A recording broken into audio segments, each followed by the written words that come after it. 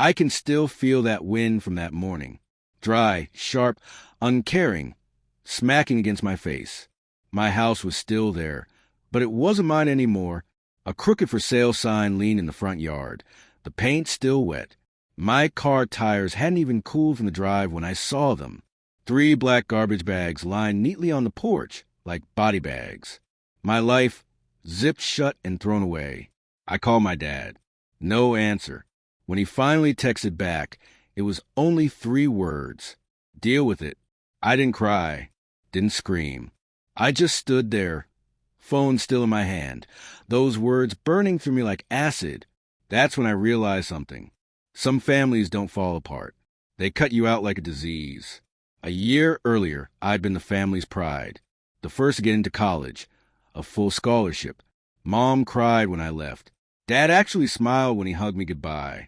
He said, "Don't forget where you come from." Funny thing, I didn't. They did. At first, their calls were warm, then shorter, then gone. Mom's number stopped working. Dad stopped sending rent money for my summer sublet. I told myself maybe things were tight. Maybe they were struggling. I was wrong. When I came home that spring, it wasn't just a house that had changed. It was the illusion that I ever mattered.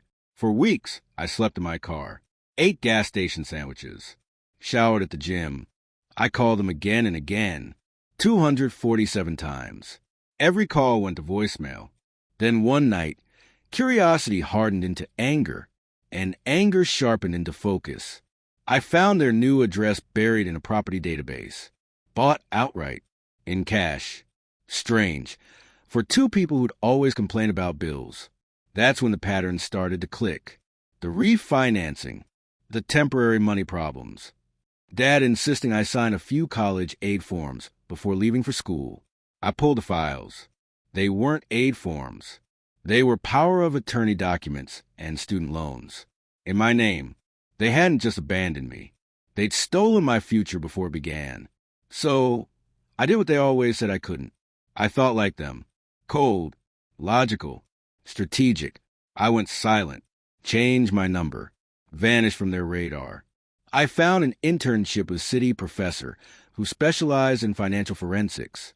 Didn't tell him my full story, just worked. Hard. He said I had a talent for patterns. 6 months later, I had everything. Bank statements, forged signatures, property transfers, even emails from Dad to a consultant who helped reroute my student funds into his account. I remember staring at those emails, seeing the same hands that once packed my lunches now signing off digital theft like it was nothing. That's when emotion finally died. Revenge didn't start from rage. It started from math. I filed an anonymous report with the Department of Education, a complete evidence packet under Dad's name. Within a week, they froze his accounts. Mom's credit tanked under joint ownership. The house they bought in cash, it became collateral. Then came the final touch. After a year of silence, I called him from a new number. He answered, his voice tired, flat. "Who is this?" "Your kid," I said. "The one you told to deal with it." Silence, then a weary sigh. "Listen, it's complicated." "No, Dad," I said. "It's arithmetic." I heard papers shuffle. Panic crept into his voice. "What did you do?" "Just balance the equation." I hung up, didn't need to hear more. Weeks later, I saw the headline in the local paper.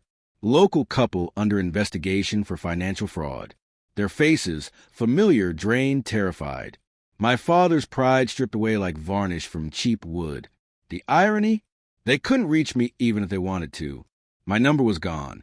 My address unlisted. Last week, a letter reached me through the university's forwarding system. From my mother. Her handwriting trembled across the page. "We made mistakes. Please, can we talk?" I didn't read the rest. I burned in the sink, watched the flames curl the paper, turning her apology into ash. They taught me love was conditional. I taught them consequences aren't. People think revenge explodes. It doesn't. It erodes, slow, steady, silent. It doesn't scream. It rewrites the story until the truth fits the scar. When I stood in front of that old house last month, the for sale sign was gone. Windows boarded up. A stranger owned the ground where my childhood once stood. And for the first time, I didn't feel abandoned. I felt free. Dad once told me to deal with it. So I did,